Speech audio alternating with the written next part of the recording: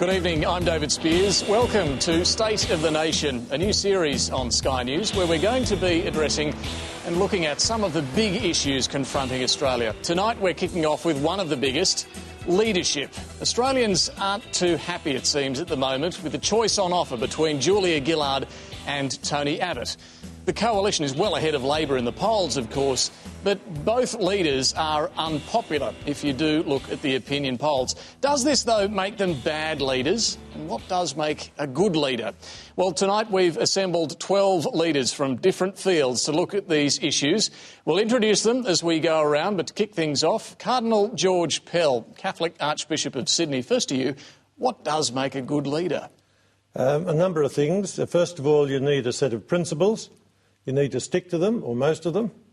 You need a strategy to get there, and I think you need to set out to be respected rather than be wildly popular. Right. I could go on, but that's enough for starters. We'll come back to that. Principles, strategy, but respect as well. Peter Beattie, former Premier of Queensland, what do you think makes a good leader?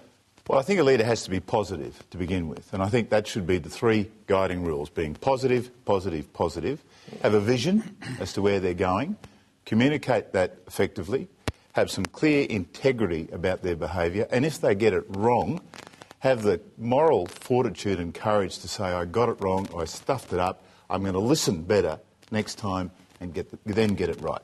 Which was your model as Well, I tried to follow those things, and if I got it wrong, I then tried to admit it. All right. Lieutenant General Ken Gillespie is a former Chief of Army, former Vice Chief of the Australian Defence Force. From that military perspective, what do you think makes a good leader? And David, I think at its hub it's a person who can create or hold a vision and then through dint of personality and credibility move people and organisations towards the achievement of that vision. All right. Let's come across to Ian Chappell, former Australian cricket captain. What do you see as the strengths of a good leader? Well, I think the important things for a good leader are to earn the respect of his teammates. He's got to give them honesty, and I think he's got to be prepared to empower his teammates. I think they're some of the important things in making a good leader. All right. Jenny Allam, Principal of Skeggs Darlinghurst in Sydney. An education perspective, what do you think makes a good leader? Well, I think a person's a good leader if people want to follow them. And you want to follow people who are people of integrity, who you trust, who you respect, who you admire. And I think those personal qualities are the most important things. Now, Harold Mitchell is a well-known and a very influential media buyer and philanthropist. What do you see as the strengths of a good leader? Well, David, this is not original, but it's the best thing I think I've ever seen. For our modern times, I think it's absolutely essential. I've heard just a little bit of this so far. Imagination, there's two words, just imagination, that is a vision. No one will follow anything if they don't know where they're going. It's as simple as that. And the second one is courage. Courage to carry that out, because at any one time you can be compromised, and that's just so important. And if that happens, you're compromised, you no longer are a leader. Let's come across to Warren Mundine, former ALP president and Indigenous leader. What do you think makes a good leader? Well, you've got to have that vision. You've got to have that imagination. Yes, I do agree. And you've got to be very focused about that. You've got to have a strategy. You've got to communicate it.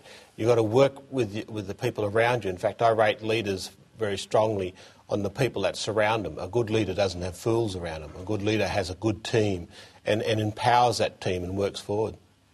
Neil Flett is the head of Rogen SI. He coaches leaders in business, government and sport. Neil, from that perspective, what do you see as the strengths of a good leader? David, I think without doubt the ability to have a vision, and perhaps being able to visualise things that others aren't capable of seeing as being able to be achieved, and then to motivate other people to help the leader achieve those. Okay. We might come back to that. It's an interesting topic about motivation as well. Senator Christine Milne, the Deputy Leader of the Greens, what makes a good leader? Well, absolutely the vision, where you want to take the people that you're hoping you can get to follow you.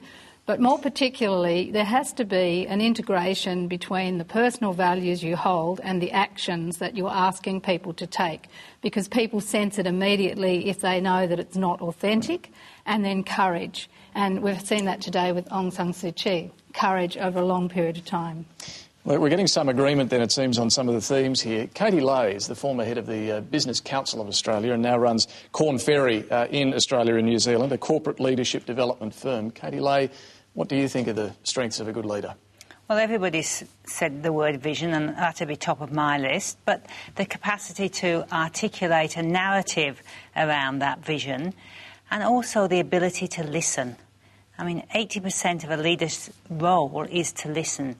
20% should be talking. Graham Richardson, political commentator, former Labor Minister. What do you see as a good leader? I think the capacity to inspire is pretty important in a good leader. And if you've got the capacity to inspire and you have a plan, then you should have the capacity to carry it out. But along with that, you have to have the capacity to consult. Because if you don't take people with you, then you finish up not being much of a leader. And you have to always listen to the constituency, whether that's parishioners in the church or a troop in the army or somebody at school. You have to be able to make sure the constituency is with you. You have to know what they're thinking. And when you're right and you think the constituency is wrong, you've got to have the courage of your convictions to convince them. And finally, Father Chris Riley, the driving light of youth off the streets. What do you see as a strengths of a good leader? Yeah, that's changed over the 38 years I've been working with young people, and now it's about creating possibilities for your staff to be able to engage kids in a different way, giving them the freedom to create new opportunities and new programs for kids. I'm best comfortable when I'm working at the grassroots with staff. I think they realise that I know my stuff, but I also don't know it all, so they have room to be able to generate their own ideas.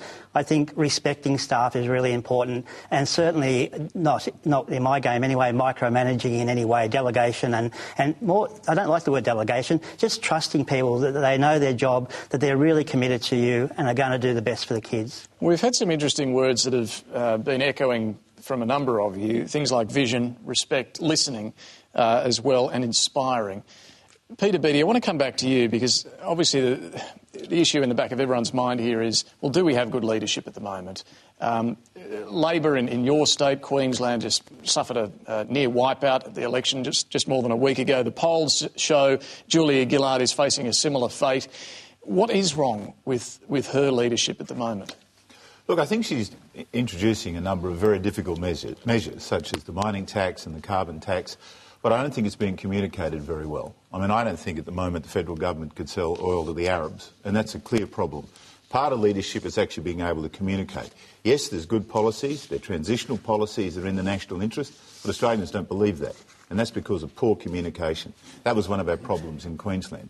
I think one of the other difficulties is, frankly, if you do get some things wrong, and we can talk about the actual price of carbon, which I think is too high, then frankly you've got to admit the $23 is too much and find a more equitable price.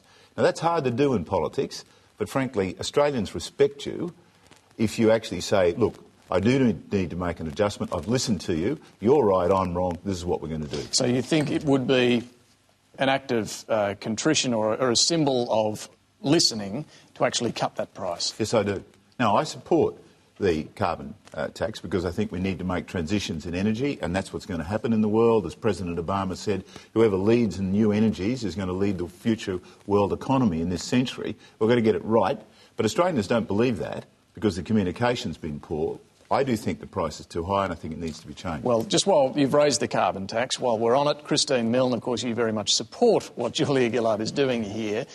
If she were to cut the price, would that be a weak sign of leadership, or do you think a strong sign of leadership? No, I think it would be a weakness, and what would happen to her would be what exactly happened to Kevin Rudd. He went out there and said climate change was the greatest moral challenge of all time, and then put a 5% target on. And with that, he lost everybody who is passionate about climate change and understands the issues. This comes back to personal values and actions being aligned. If she went out now having said that climate change is something she wants to respond to and take good action on, and then responded to that kind of a signal, which is a 5% target type signal, she would lose it, as Kevin Rudd did. Cardinal George Pell, you've seen and known political leaders for some time, different political leaders. Do we have a particular problem at the moment? Well, I think often our political leaders are undervalued. The quality of Australian life, comparatively speaking, is good. I mean, we compare well in many ways with the States and Britain, they're two, not to mention continental Europe. But one factor that hasn't been mentioned is, in every leader that's necessary, is practical wisdom, is good judgment. And good leaders have that. It's distinct from somebody who wants to go in the right directions, full of enthusiasm, but just isn't wise. Do our leaders have good judgment at the moment? Well, I'm not completely sure they do. And you know Tony Abbott pretty well. You've known him over the years. Are you talking about... No, I think... one, I'm not going to get into today's politics too much because my constituency is split. My people vote for both sides. I've got to respect that. I think Tony Abbott's been a pretty effective opposition leader. I can't think of too many people in Australian history who've been more effective.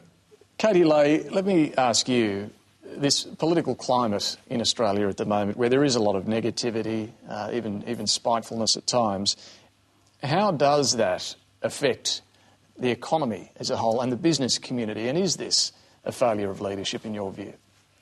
Well, political certainty certainly leads to market uncertainty, and there's nothing the business community likes better than absolute certainty. It's never going to get it. We live in a volatile, uncertain, complex world, and I think we've got to take that as the given and try and manage our way through it. And from a business point of view, it's just as complex, it's just as ambiguous, it's just as grey as it is in the political world. And I think that uncertainty that we see in the political world does push back into the business world. Graham Richardson, you, of course, have worked with leaders, Bob Hawke, Paul Keating. We know you're not a huge fan of either Kevin Rudd or indeed Julia Gillard for some reasons as well. But how do they fit into the history of Australian leadership? Well, I think, Hawke was a towering figure. And the Cardinal mentioned good judgment. I think Hawke was a superb judge, but he also, particularly in his earlier years, could speak to the bloke who dug the ditch and then go and speak to the chairman of the board and be equally at home in both places. Gets back to the communication And I think that was his greatest strength. He was extraordinary. I don't think either Julia Gillard or Tony Abbott are in that category. Keating was a towering intellect. I think probably the finest mind I ever met, and I've met a few good ones. A little bit of black Irish in him, though. He would go a long way for revenge, which I think sometimes held him back. But he was, at his best, superb. And I don't think, again, we see anyone around today of his equal.